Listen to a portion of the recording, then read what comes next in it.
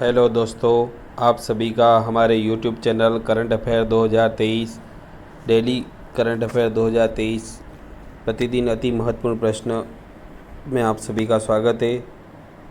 दोस्तों, success point मलारगढ़ के channel current affair daily 2023 को सब्सक्राइब करें एवं बेल आइकन दबाना ना भूलिए।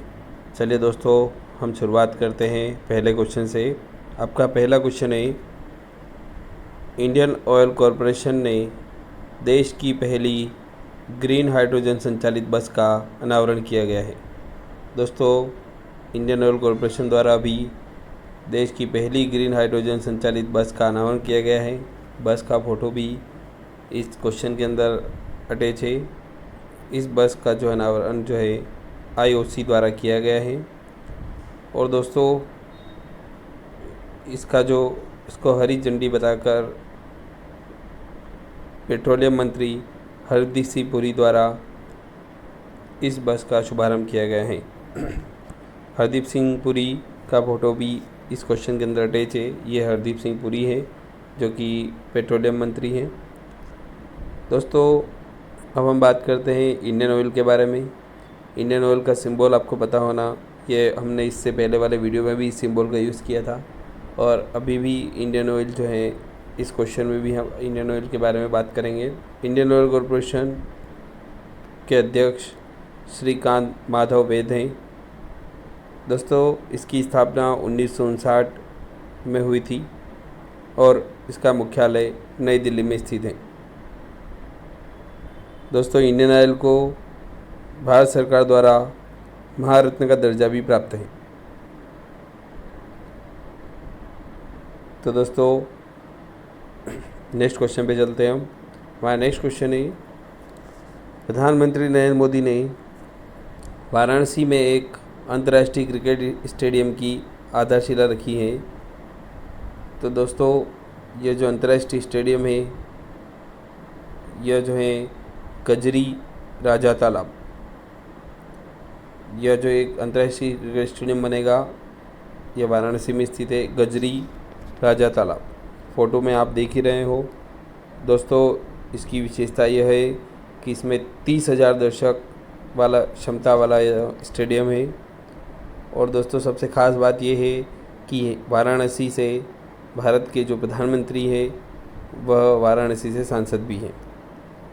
चलिए दोस्तों, नेक्स्ट क्वेश्चन की ओर चलते हैं। नेक्स्ट क्वेश्चन आपका एशियन गेम, ये टॉपिक बहुत अच्छा टॉपिक है दोस्तों।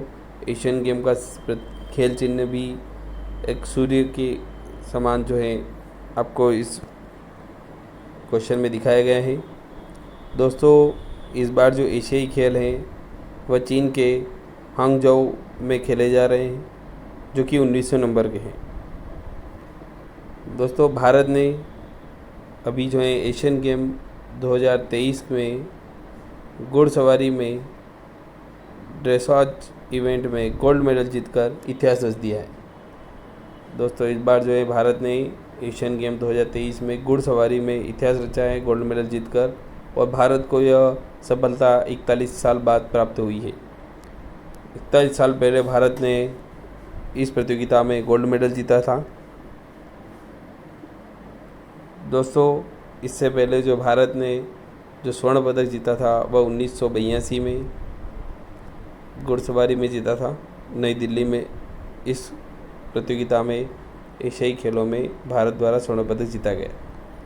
दोस्तों, एशियाई खेलों को एशियाड के नाम से भी जाना जाता है और प्रत्येक 4 साल बाद यह आयोजित होने वाली एक खेल प्रतियोगिता है।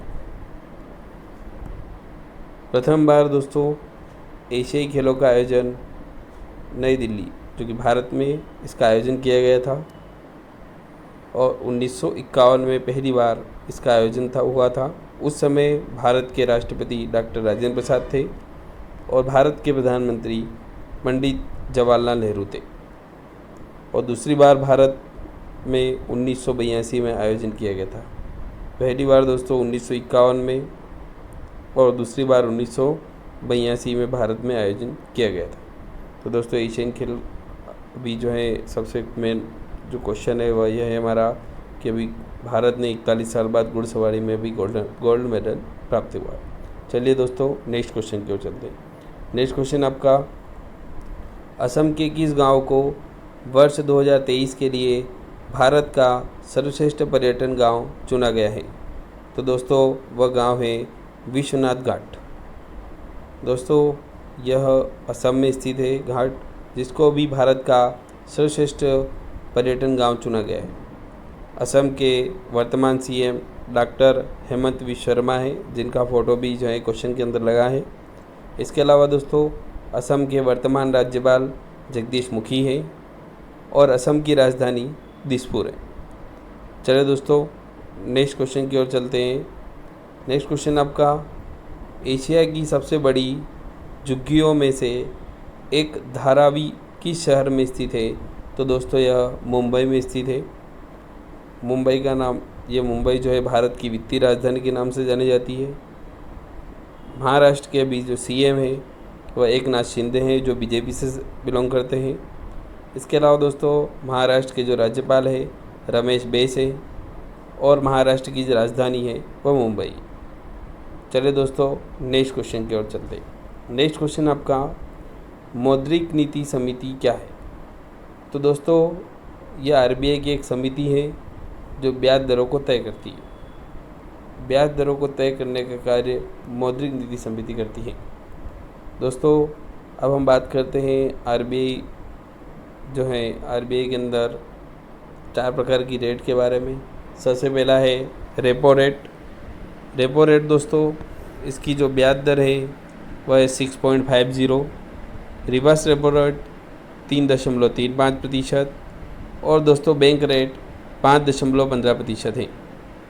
और मार्जिनल स्टैंडर्ड, जिसको शॉर्ट फॉर्म बोलते हैं एमएसएफ, इसकी जो ब्याज दर है वह 6.75% है।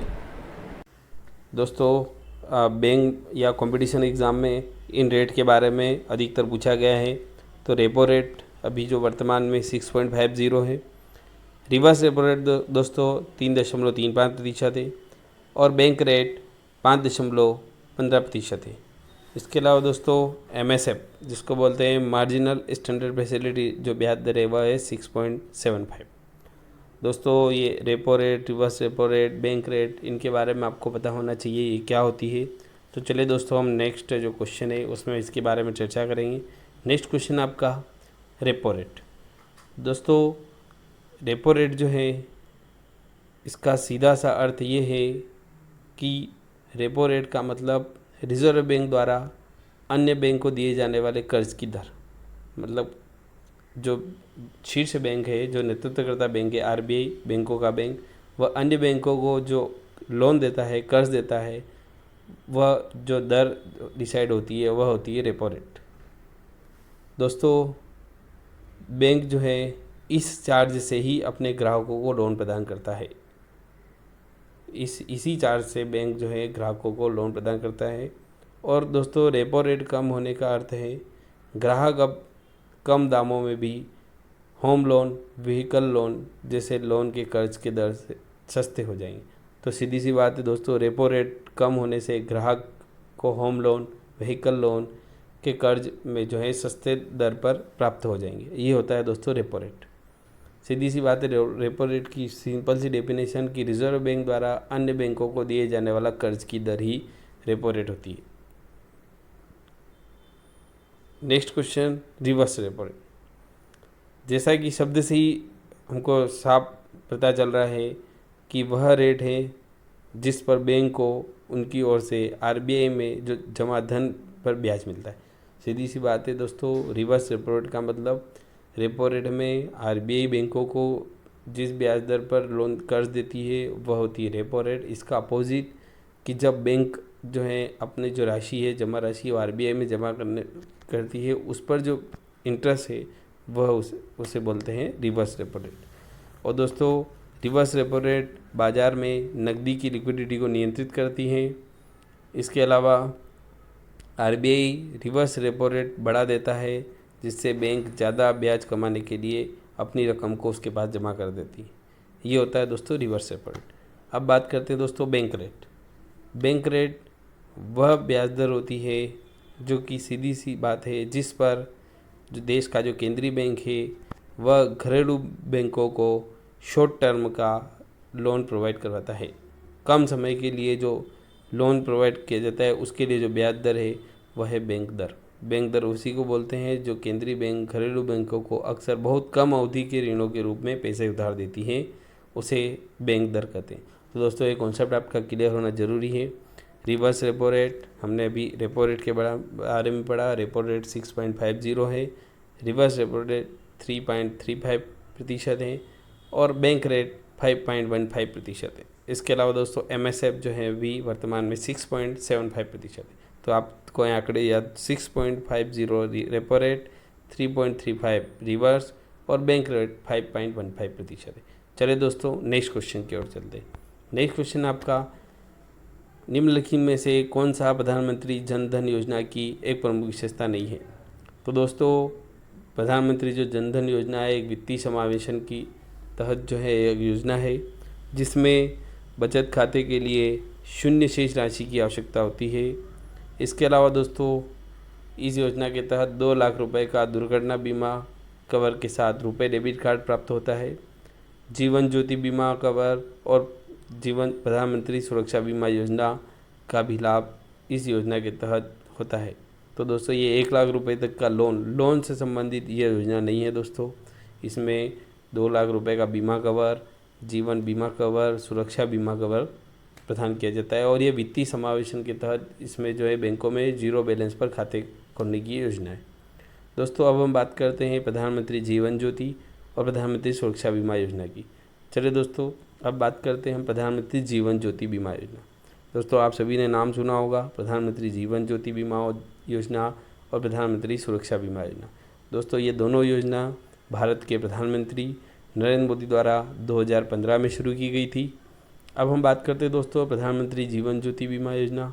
तो इसके लिए दोस्तों 18 से 50 वर्ष तक के व्यक्ति इस योजना का लाभ उठा सकते हैं।